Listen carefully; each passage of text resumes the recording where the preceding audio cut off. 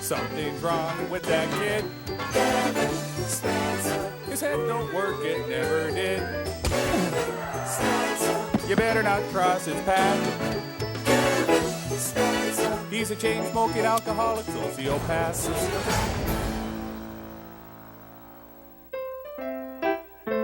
When Kevin was in grade 6, the school nurse sent him to the dentist because his parents had never gotten around to it, and because almost all of his teeth were riddled with cavities and really stained from all the cough syrup and nicotine.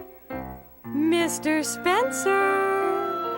Kevin thought the dental hygienist was prettier than all the prostitutes his dad had ever brought home put together. Hop on up here, sport, and Dr. Melthorpe will be in to see you shortly. Kevin's parents had never read to him or put puzzles together with him or anything else that required Kevin to concentrate much.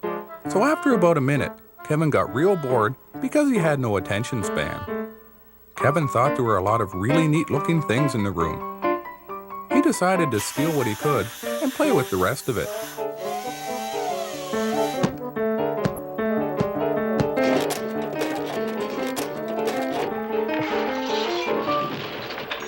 Kevin heard footsteps running towards his room. He wasn't done stealing stuff yet, so he figured he'd better hop back in the chair so he wouldn't get caught. Is everything all right in here, Kevin? Now, you be a good boy and stay in the chair, and don't touch anything. Some of the equipment in here can be very dangerous. Hey, Psycho! Even if you were older, she'd never go out with you. I'll bet she's laughing at you right now because she thinks you're afraid of all the dangerous stuff. If you want her to respect you, go figure out what that mask is for. Kevin wasn't so sure that was a good idea. The hygienist had looked pretty serious. Come on, boy! What the hell has she ever done for you? Please, Kevin, go try on the mask for me. Please. Come to think of it, thought Kevin, she never had done jack squat for him. Damn straight. Now come on, let you me get it on, crazy man. The mask was hooked up to a big canister of laughing gas.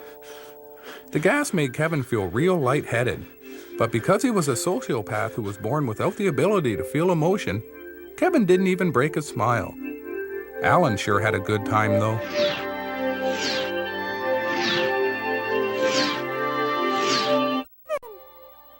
The screaming dental hygienist snapped Kevin back to reality right quick.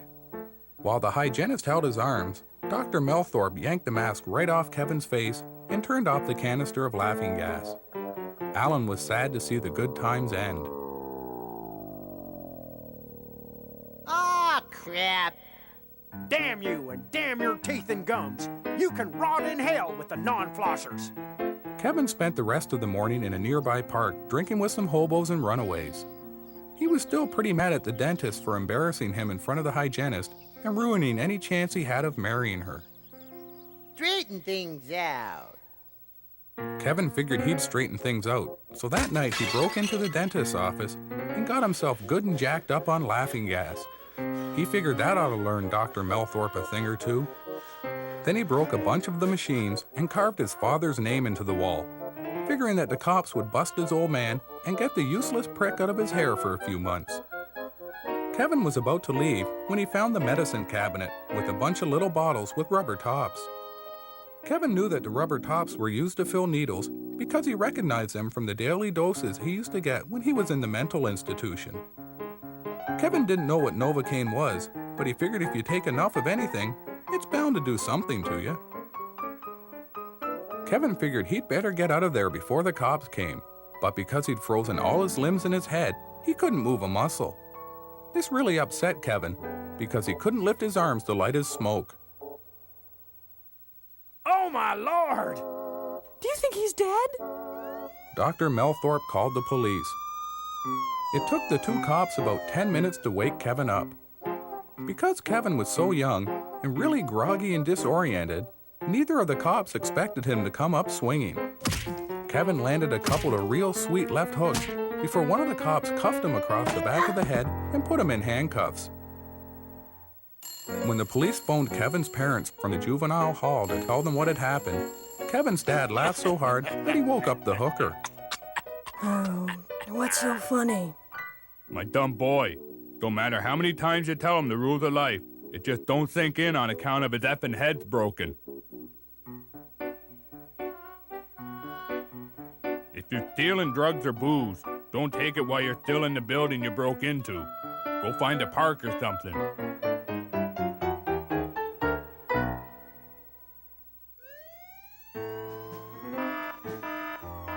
A lot had gone on during the 2 weeks Kevin was in psychiatric isolation. The prisoners had formed a union because they weren't happy with their food, living conditions, and basic cable package. Everyone was tense, and the prison warden was afraid that a riot might break out. Kevin didn't much give a damn, since the living conditions were better than they were at his house, and their TV hadn't worked in 9 years. But Kevin went along with everyone because he wanted to fit in, and because the whole riot idea sounded like fun. Everyone shut the damn well up, or I'll gut stab you with my shiv. We're here to elect a union president. I nominate Slappy Bigelow. Before Slappy gives his speech, I'd just like to take this opportunity to say that if anyone opposes the nomination, I'll gut stab them with my shiv. Slappy had returned from the prison hospital while Kevin was in isolation. Slappy was still pretty sore from the beating Kevin's best friend Pete Wilcox had laid on him. He was plenty angry as well.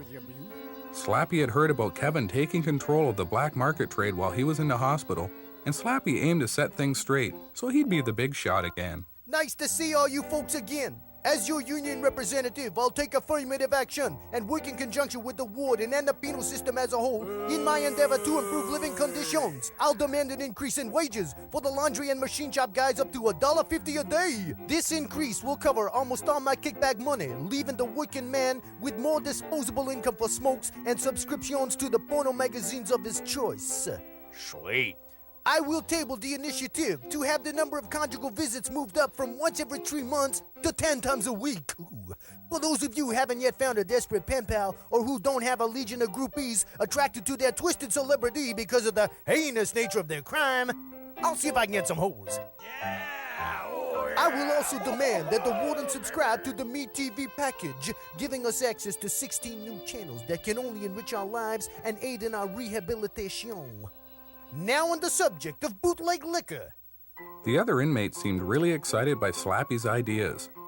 This yanked Kevin's chain because he really enjoyed all the extra cash and stuff he got from controlling the prison. Normally, no one would have sided with Slappy because Kevin's friend Pete would have knocked them 3 ways sideways. But Pete was still in the psychiatric ward for holding down the guard Kevin attacked, and because he thought he was a border collie and kept trying to herd the other prisoners like sheep. Kevin figured he'd better do something right quick, so he snuck out of the meeting and went back to the cell block. Kevin went through all the other prisoners' cells and stole their porno magazines, smokes, and family pictures. He kept a few of the nice ones for himself and then hid the rest in Slappy's cell. Kevin figured that ought to straighten things out. Kevin was getting pretty close to puberty, and because his old man didn't want him turning gay, he decided to take the boy on a hunting trip to learn how to kill things. This here's the trigger. All you gotta do is just keep pulling it and pointing the gun. Me, I find it helps to swing the barrel around a lot so as you make sure you hit something. That's why we use automatic weapons. Keep it to Christ down. Oh, Jesus, Boise. You remembered our effing anniversary. Don't let no one ever tell you I don't love your old lady. Now here, you practice while I tear a quick one off with your mother.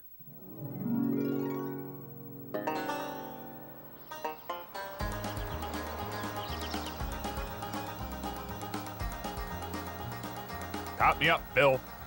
Geez, we ought to do this more than once a year. Guns, booze, and no bras. You tell me this ain't the high life, and I'll kick your ass clean off. Top me up, Bill. Effing you, I cut me off. The prick said I ain't made no effort to find a job. Ain't no jobs there for a man who wants to do an honest day's work, because the immigrants took them all. That's why I ain't had no job for 7 years. How old's your boy, Percy? I don't know, 10, 12 maybe? Yeah, it's time he learned some hunting. Make him a man is what it's gonna do. Damn straight. Top me up, Bill.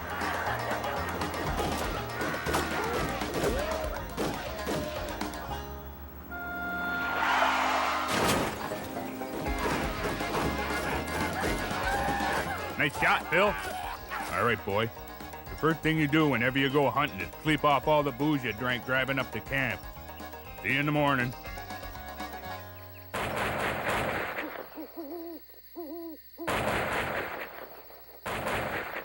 Good job, boy. You keep practicing.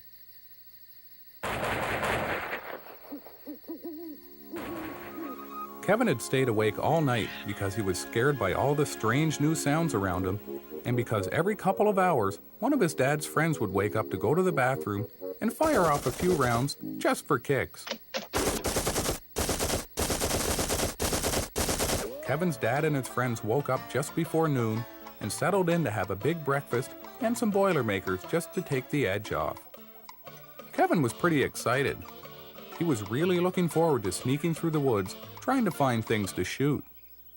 He told everyone how excited he was. Dad and his friends all laughed. Ain't you taught the boy nothing, Percy? He's young yet, and his head don't work right besides. That's why he's always in and out of the nut house. Good thing you brought him along so we can learn him a thing or two. Make sure the boy grows up normal. Kevin's old man and his friends told Kevin that hiking through the woods carrying all the guns and stuff was too much like work, and if they wanted to work, then they'd have jobs. Trick is to let the animals do the work for you. That's what separates us from them. We're smart. Phil and Charlie set up 4 lawn chairs in front of the cabin while Kevin's dad moved the fridge outside so they wouldn't have to get up for more beer. Deers like salt, so the trick is to make a really big pile that they can't resist. If all you gotta do is sit in the chair and wait for them to come, you can get a lot more drinking done than if you had to go through the woods and try and find them. Look at this, boy. Watch how high Phil can jump. Mind you don't break my beer, you stupid dinks! It was almost 4 in the afternoon and not a single deer had shown up. Kevin was pretty disappointed. The other guys didn't seem to mind as much, but Kevin figured that was because they'd been hunting plenty of times before and were used to it, and because they were all so loaded that they'd pretty much forgotten why they were there anyway. Hey, Percy! $10 says you can shoot the side mirror of the car. Good thing the car's stolen. I'd hate like hell for that to be mine. Don't look like no deer are coming. Let's go into town and get some prostitutes. Kevin's dad said he'd have to stay behind because he was just a kid and because he only had enough money for one hooker. Kevin had nothing else to do, so he decided to have a few drinks and practice his marksmanship. But pretty soon he got bored shooting stuff that didn't move. Ostriches are your dad's favorite animal. Kevin figured he'd straighten things out right quick, so he hitchhiked 70 miles to explore Ed's Safari World and whacked an ostrich in only 47 shots. Kevin figured he could have it stuffed and give it to his dad for Father's Day.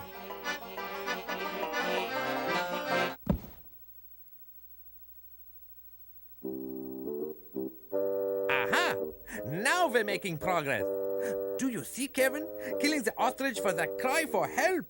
On the one hand, because of your father's abandonment, your ego sought revenge by destroying something he loved. Yet, on the other hand, the very act of destroying was in your mind a step towards reconciliation. That was your aid at work. Directing an act whereby you could present your father with a gift of his favorite animal in the hope that he would in turn grant you the affection and love you wanted. Mr. Franklin sure liked to use a lot of big words. Kevin wasn't very good with big words, so instead of paying attention, Kevin just nodded his head up and down like he was listening and thought about all the good times he was going to have when he got out of prison.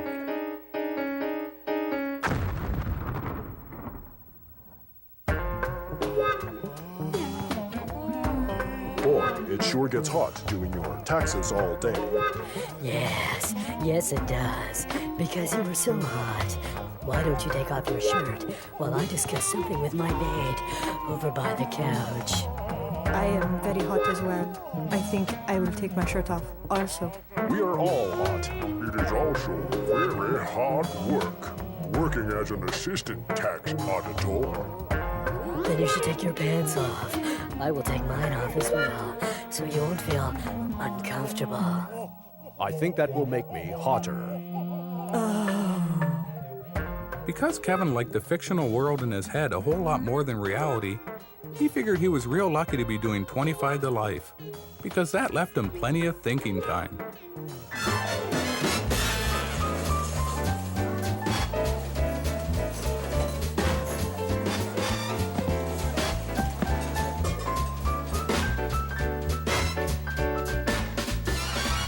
Come on! Daddy needs a new carton of smoke. Peg him in the head, you dumb bastard! Peg him in the head! Chickens are so stupid! Kevin and Alan sure had some good times together. Kevin remembered when he was younger and he thought everyone had an imaginary friend and that everyone could see Alan as well. He also remembered the day he learned that wasn't true and that his brain didn't work like the other kids' brains did.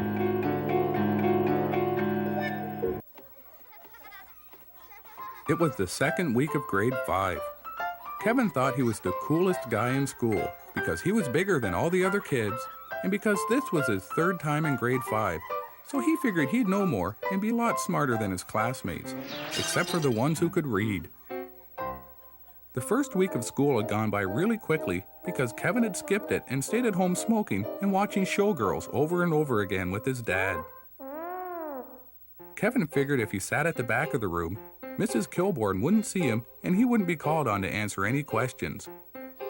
It would have been a pretty good plan if Kevin wasn't a foot taller than everyone else.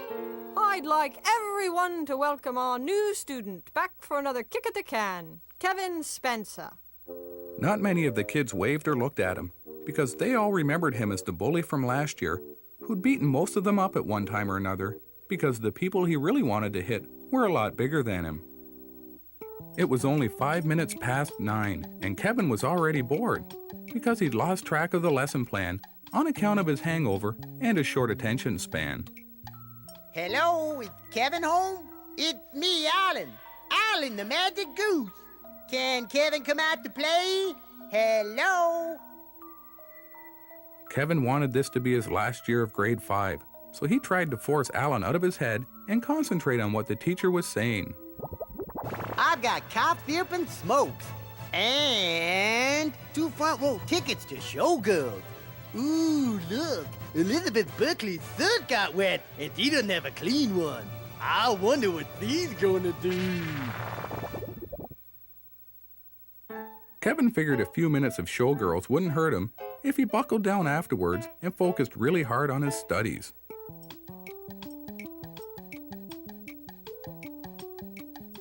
That's it for today, kids. Remember your homework. Neatness counts. Also, the 3 students whose turn it is for show and tell tomorrow are Debbie Murphy, John Brooks, and Kevin Spencer.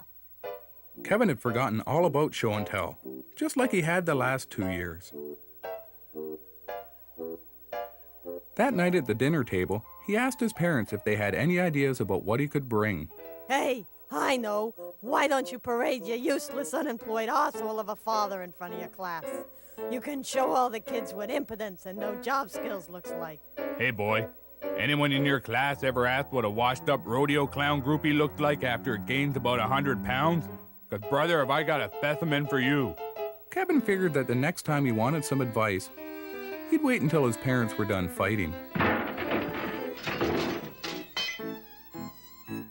That night, Kevin lay in bed with his stomach full of butterflies.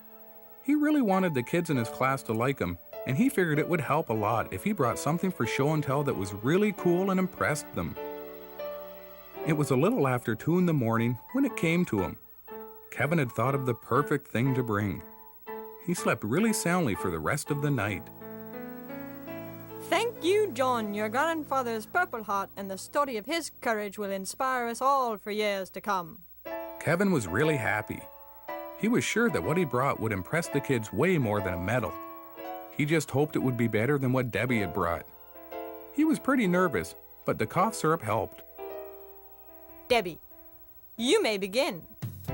These are so my friends. The the prefabricated one-hit wonders. And the same thing only with girls. And that guy over there is the NBA scoring champion, but he's hard to see because he's behind the Archbishop's big hat. Any questions? Debbie's turn had lasted for over 2 hours because the kids and Mrs. Kilborn were so excited and had so many questions. After things finally calmed down, Mrs. Kilborn sent everyone out for recess and told Kevin they would begin with his show and tell subject when everyone returned. Debbie had really pulled out all the stops. Kevin was really nervous, so during recess he knocked back half a bottle of prescription cough syrup and killed a few smokes just to take the edge off. By the time everyone returned to class, Kevin was pretty loaded and he was feeling real confident. Kevin, you may begin. Kevin was loaded more than he thought because he fell a few times on his way up to the front of the class. When he finally got there, he turned around to face everyone and was about to begin speaking when he suddenly froze up with self-conscious fear. What if they don't like it, thought Kevin. Part of him wanted to run away and never come back, but Kevin knew if he did this, he would just end up dumb and unemployed like his father. Kevin decided to take a deep breath and go for it. He stepped off to one side and with a big dramatic sweep of his arm, he introduced Alan the Magic Goose. Kevin told everyone about his friend Alan and about all the good times they had together going to illegal cockfights and massage parlors. Because Kevin was so wired up on cough syrup, he didn't notice all the kids laughing at him right away. Then Mrs. Kilborn stepped in. That will be quite enough, young man. I suppose you think this is funny. Well, just you wait until I tell your parents. I bet they won't be laughing. It was a good thing Mrs. Kilborn hadn't put money on it. Ah, Jesus, that's funny. I wish I could have seen it. Hi, my name is Kevin, and this is the ghost that lives in my head. None of you can see him, though, because you're all sane.